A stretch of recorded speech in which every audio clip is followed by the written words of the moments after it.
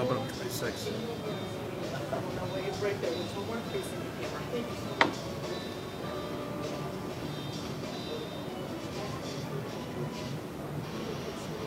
Thank you so much, Mr. President. So now you will go downstairs to the leaders lounge and you will get on.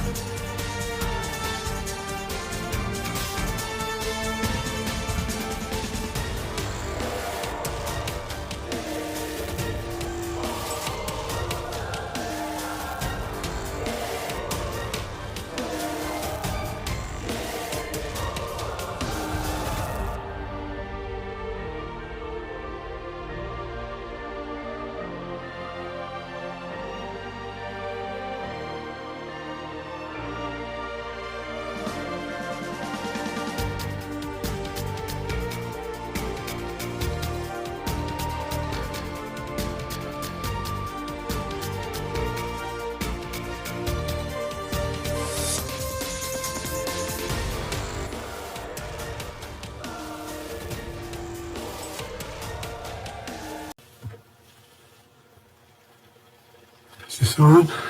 Yes, it is. Well, good afternoon, everyone. I was waiting out there for the tide to subside. Welcome to our first APEC leader session. I really appreciate the fact that you're all here, and thank you. And I hope the city's been good to you.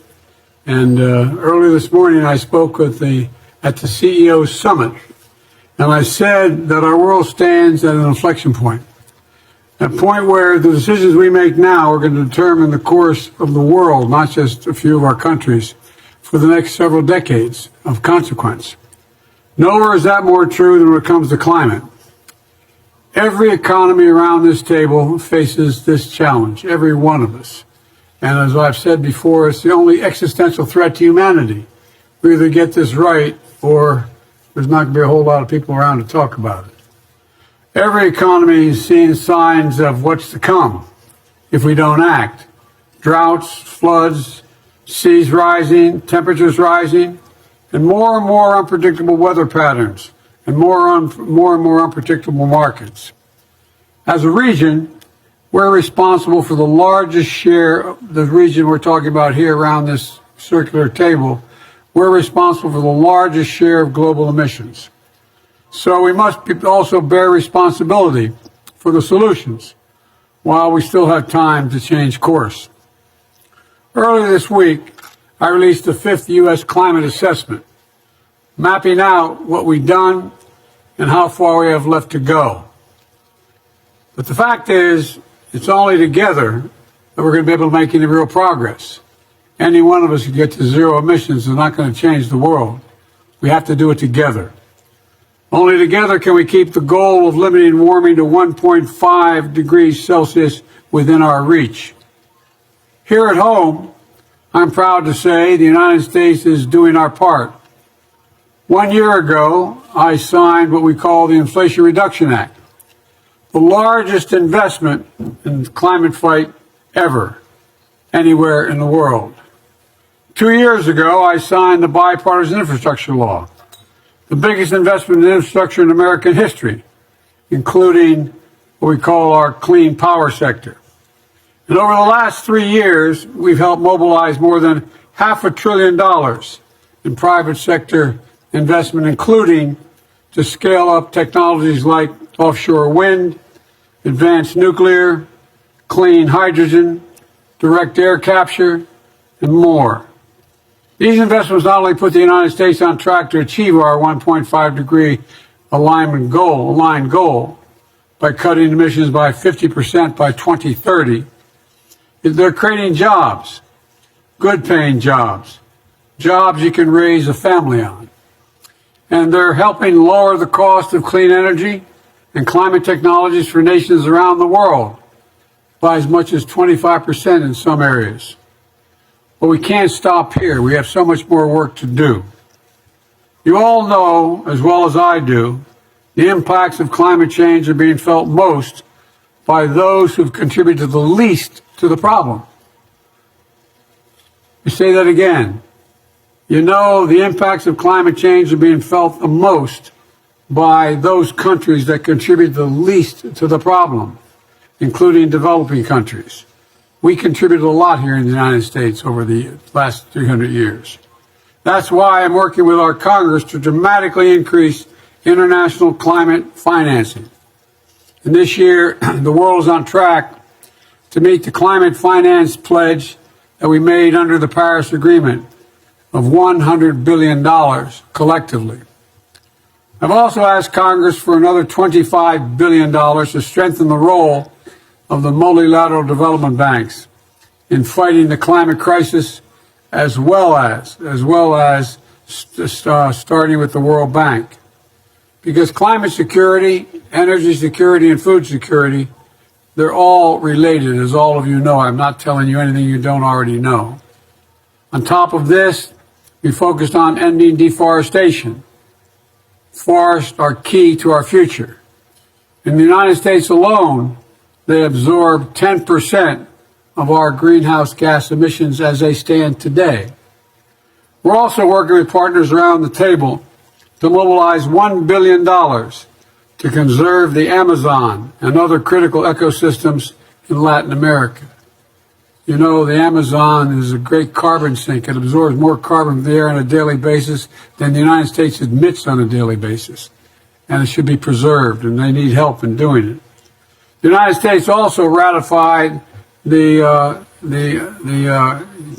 Kigali Amendment, which will drastically reduce the production of super potent HFCs. And finally, the Global Methane Pledge we launched 2 years ago together with just 7 other countries in the European Union has grown to include 150 countries. And here at home, the United States is turning this pledge into progress. We're investing more than $20 billion in methane mitigation to do things like plugging leaks throughout our oil and gas sectors.